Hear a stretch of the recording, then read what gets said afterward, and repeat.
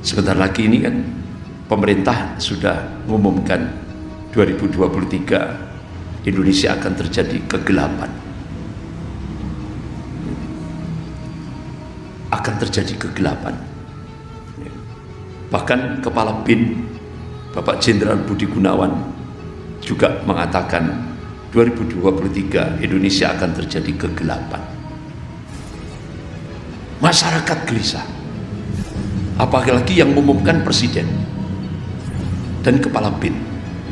Indonesia 2023 akan terjadi kegelapan.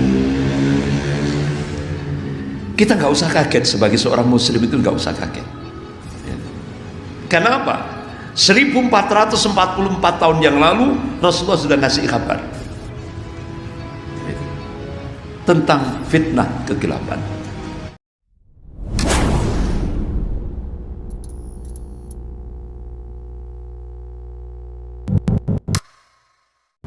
Assalamualaikum warahmatullahi wabarakatuh.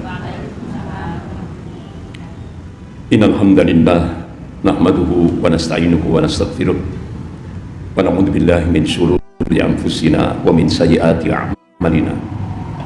May yahdihillahu fala mudilla lahu wa may yudlil fala hadiya lahu. Asyhadu an la ilaha illallah wahdahu la syarika lahu wa asyhadu anna Muhammadan 'abduhu wa rasuluh. Ya ayyuhalladzina amanu taqullaha haqqa tuqatih wa la tamutunna illa wa antum muslimun. Ya ayyuhan nasu taqu rabbakum alladzi khalaqakum min nafsin wahidah wa khalaqa minha zawjaha wa batha minhuma rijalan katsiran wa nisaa'a wattaqullaha alladzi tasaaluna bihi wal arham innallaha kana 'alaikum raqiba. Ya ayyuhalladzina amanu taqullaha wa qulu qawlan sadida yuslih lakum a'malakum wa yaghfir lakum dhunubakum wa may yuti'illaha wa rasulahu faqad faza fawzan 'azima. Amma ba'd, fa inna asdaqal hadits kitabullah wa khairul hadi hadi Muhammadin sallallahu alaihi wasallam wa syarrul umur muhdatsatuha wa kullu muhdatsatin bid'ah wa kullu bid'atin dhalalah wa kullu dhalalatin finnar. Ibu-ibu yang dimuliakan Allah, puji dan syukur kita panjatkan kehadirat Allah Subhanahu wa taala yang atas rahmat, taufik serta hidayahnya kita masih diberikan nikmatul iman wal Islam. Semoga Allah Subhanahu wa taala senantiasa membimbing kita ke jalan yang lurus, yaitu jalan Shiratal Mustaqim. Dan semoga Allah Subhanahu wa taala senantiasa memberkahi dan merahmati kehidupan kita sampai kita menghadap kehadirat Allah penuh dengan ridho dan ampunannya. Amin ya rabbal alamin. Salawat serta salam semoga tetap tercurahkan pada Rasulullah sallallahu alaihi wasallam beserta keluarga, para sahabat dan pengikutnya yang senantiasa istiqomah dalam memperjuangkan syariahnya, dalam menegakkan sunnah-sunnahnya sebagaimana pemahaman para salafus saleh. Ibu-ibu yang dimuliakan Allah, Allah Subhanahu wa taala memberikan tanbih kepada kita hamba-hambanya yang amanu wa taqwa. Sebagaimana firman Allah dalam surah At-Talaq ayat 2-3 ini. Allah berfirman, a'udzubillahi minasyaitonir rajim. Wa may yattaqillaha yaj'alahu makhraja wa may yattaqillaha, apa yang kedua itu, wa may yatawakkal 'ala Allah fa huwa hasbuh wa may yattaqillaha min amrihi yusra. Kemudian sebelumnya itu tadi, wa yarzuqhu min haitsu la yahtasib. Dalam surah At-Talaq ayat 2-3 ini, ibu-ibu kita diberikan kabar oleh Allah. Barang siapa yang bertakwa kepada Allah Subhanahu wa taala, Allah akan berikan jalan keluar dalam setiap problem kehidupannya. Barang siapa yang bertawakal kepada Allah, Allah akan cukupkan segala keperluannya, baik dalam kehidupan dunia maupun kehidupan akhirat. Dan barang siapa yang bertakwa kepada Allah, Allah akan berikan rizki dari arah yang tidak disangka-sangka. Dan barang siapa yang bertakwa kepada Allah, Allah akan berikan kemudahan dan segala urusannya, baik urusan kehidupan dunia maupun urusan kehidupan akhirat. Jadi 4 tuh kita diberikan kabar oleh Allah ketika kita sebagai hamba Allah membangun kualitas ketakwaan kepada Allah Subhanahu wa taala. Jadi yang pertama, jalan keluar dalam setiap problem kehidupan kita. Yang kedua, kita akan diberikan kecukupan, ya, dan setiap keperluan kita Allah cukupkan semuanya. Yang ketiga, Allah akan berikan rezeki dari arah yang tidak disangka-sangka. Kemudian yang keempat, Allah akan berikan kemudahan dalam segala urusan kita, baik kehidupan dunia maupun kehidupan akhirat. Otomatis ibu-ibu, 4 hadiah ini merupakan busra, berita gembira bagi kita hamba-hamba Allah. Tentunya ini memacu kita, memberikan semangat kepada kita untuk meraih itu tadi, supaya kita mendapatkan 4 ini tadi.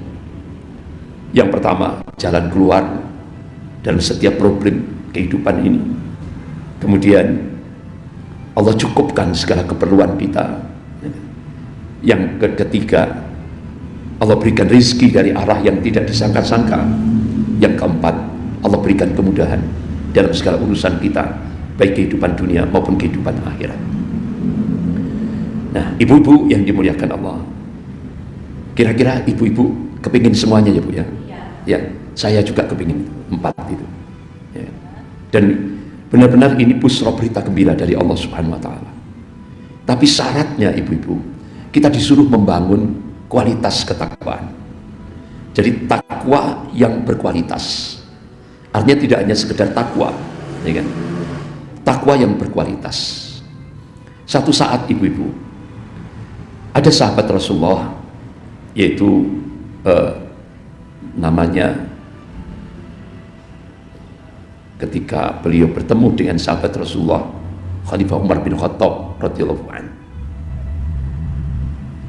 namanya kok lupa saya ya. Jadi ini ada seorang sahabat bertemu dengan Khalifah Umar bin Khattab radhiyallahu anhu. Dan Khalifah Umar bin Khattab ini tanya, ya, apa yang dimaksud takwa? Nah akhirnya sahabat Rasulullah ini tadi balik bertanya, wahai Khalifah, pernahkah engkau berjalan di atas jalan yang penuh duri? Pernah. Apa yang engkau lakukan wahai Khalifah? Aku berjalan penuh dengan kehati-hatian, penuh dengan kewaspadaan dan serius.